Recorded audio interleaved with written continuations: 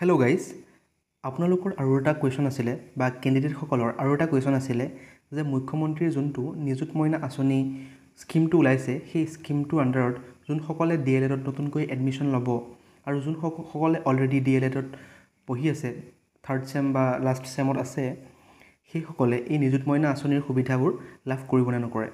গতিকে এই ভিডিঅ'টোত আপোনালোকক মই সেই সকলোবোৰ ক'ম যে কোনে কোনে সেই সুবিধাবোৰ লাভ কৰিব আৰু কি কি ইলিজিবিলিটি লাগিব এই সুবিধা লাভ কৰিবৰ কাৰণে, আৰু কোন কোন ষ্টুডেণ্টছে বা কেণ্ডিডেটে এই সুবিধা লাভ কৰিব পাৰিব, সকলোৰে বিষয়ে এই ভিডিঅ'টোত জনাম। গতিকে ভিডিঅ'টো শেষলৈকে চাব আৰু চেনেলটো যদি ছাবস্ক্ৰাইব কৰা নাই ছাবস্ক্ৰাইব কৰি দিব, এটা লাইক কৰিব, এটা কমেণ্ট কৰি দিব। গতিকে আহক ভিডিঅ'টো আৰম্ভ কৰোঁ। নিযুত মইনা আঁচনিৰ ভিতৰত থকা সুবিধাসমূহ এনেকুৱা ধৰণৰ যে কি সুবিধা থাকিব নিযুত মইনা আঁচনিৰ ভিতৰত, যে ইয়াত লিখা আছে ধুনীয়াকৈ। এইটো আপোনাৰ যোনটো পেজ আছে সেইটো আপোনালোকৰ সকলোৱে পাই যাব যদিহে আপোনালোকে CMৰ আমাৰ চিফ মিনিষ্টাৰ হিমন্ত বিশ্ব শৰ্মা বা ৰণোজ পেগু ডাঙৰীয়াৰ টুইটাৰ পেজ চাই বা ফেচবুক পেজ চাই সকলোতে আপোনালোকে এই PDFটো পাই যাব বা পেজটো পাই যাব, যাত সকলোবোৰ লিখা আছে কি কি ক্ৰাইটেৰিয়া লাগে আপোনালোকে এই সুবিধা পাবৰ কাৰণে। সুবিধাসমূহ এনেধৰণৰ, ইয়াত লিখা আছে যে কোনসকলে পাব সুবিধাটো। শাখা লিখা আছে, মাহিলী ধনৰাশি বা সৰ্বাধিক মুঠ পুঁজি। গতিকে শাখা কোনে কোনে পাব। উচ্চতৰ মাধ্যমিক প্ৰথম আৰু দ্বিতীয় বৰ্ষ, HSৰ ফাৰ্ষ্ট ইয়াৰ ছেকেণ্ড ইয়াৰ পাব। স্নাতক আৰু সংহত শিক্ষক শিক্ষা কাৰ্যসূচী পাঠ্যক্ৰম প্ৰথম আৰু দ্বিতীয় বৰ্ষই পাব। স্নাতকোত্তৰ আৰু BEd প্ৰথম আৰু দ্বিতীয় বৰ্ষই পাব। গতিকে এইকেইটা আছিলে কোনে কোনে পাব, ইয়াত লিখা আছে। প্ৰথমতে আহি গ'ল HS first year second year, যোনে আপোনাৰ BA BSc BCom এইটো কৰিছে সেইটো পাব। আৰু সংহত শিক্ষা কাৰ্যসূচী অৰ্থাৎ DLED যোনবিলাক আপোনাৰ শিক্ষকৰ লগত ৰিলেটেড ক'ৰ্ছ কৰিছে সিহঁতে পাব। আৰু যোনসকলে MA MSc MCom কৰিছে সিহঁতে পাব, আৰু BEd পাব। প্ৰথম আৰু দ্বিতীয় বৰ্ষ দুয়োটাই পাব। যদি আপোনালোকে দ্বিতীয় বৰ্ষটো আছে তেতিয়াও পাব, যদিহে আপোনালোকে নতুনকৈ এডমিশ্যন লয় প্ৰথম বৰ্ষত এডমিশ্যন লয় তেতিয়াও পাব।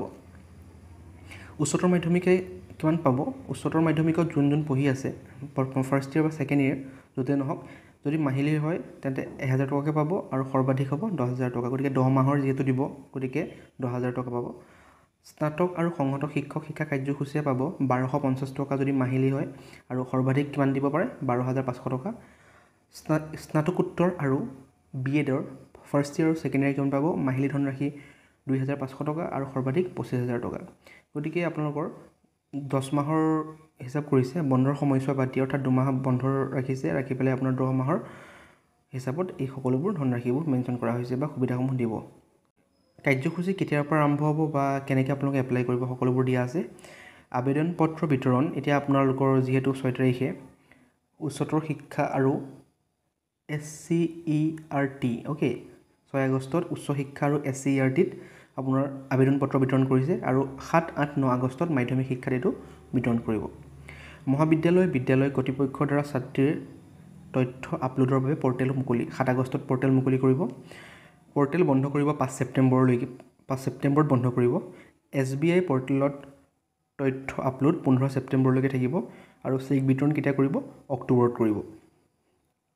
গতিকে এইটো আছিলে সময়সূচী, কোনদিনা কি কাম কৰিব বা কেতিয়া আপোনালোকক চেক প্ৰদান কৰিব, পৰ্টেল কেতিয়া বন্ধ কৰিব, সকলোবোৰ ইয়াত দিয়া আছে। অৰ্হতা, আপোনালোকৰ ইলিজিবিলিটি কি থাকিব লাগিব এই আঁচনিটো পাবৰ কাৰণে। অৰ্হতা হ'ল অসমত স্থায়ীভাৱে বাস কৰা ছাত্ৰী হ'ব লাগিব। গতিকে যদিহে আপুনি অসমৰ স্থায়ীভাৱে বাস কৰে বা অসমৰ বাসিন্দা হয় তেতিয়াহ'লে আপুনি এই সুবিধা লাভ কৰিব। তাৰ বাবে আপোনালোকৰ বিভিন্ন ধৰণৰ PRC ডমিচাইল বা ভোটাৰ ID সেইবোৰ প্ৰডিউচ কৰিব পাৰে বা দেখাব পাৰে বা এপ্লাই কৰোঁতে দিব পাৰে।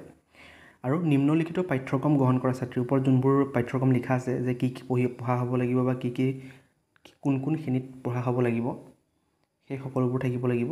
আৰু ইয়াতো ধুনীয়াকৈ দি আছে যে উচ্চতৰ মাধ্যমিক স্নাতক আৰু স্নাতকোত্তৰ পাঠ্যক্ৰম হ'ব লাগিব। নতুন শিক্ষানীতি 2020ৰ অধীনত সংহত শিক্ষক শিক্ষা কাৰ্যসূচী পাঠ্যক্ৰম হ'ব লাগিব। চৰকাৰী শিক্ষানুষ্ঠানত স্বপুঁজিৰে গ্ৰহণ কৰা পাঠ্যক্ৰম। গতিকে আপোনালোকে এটা কথা মন কৰিব যে চৰকাৰী শিক্ষানুষ্ঠানৰ হ'ব লাগিব ষ্টুডেণ্টছবোৰ, যোনে আপোনালোকে এপ্লাই কৰিব বা এলিজিবিলিটি হ'ব তেতিয়াহে, যদিহে আপোনালোকে কোনোবা এখন গভৰ্ণমেণ্ট স্কুলত বা গভৰ্ণমেণ্ট কলেজত পঢ়ি আছে। ইয়াত আৰু এটা কথা ধুনীয়াকৈ মেনশ্যন কৰিছে যে কোনে আঁচনিখনৰ সুবিধা লাভ নকৰে, অৰ্থাৎ কোনে কোনে এই আঁচনিখনৰ সুবিধা লাভ নকৰে বা ইলিজিবল নহয় আঁচনিখনত এপ্লাই কৰিবৰ কাৰণে। প্ৰথম পইণ্টটো দিছে বিবাহিতা ছাত্ৰী, অ'কে, স্নাতকোত্তৰ আৰু BEd শিক্ষাৰ্থীৰ বাদে।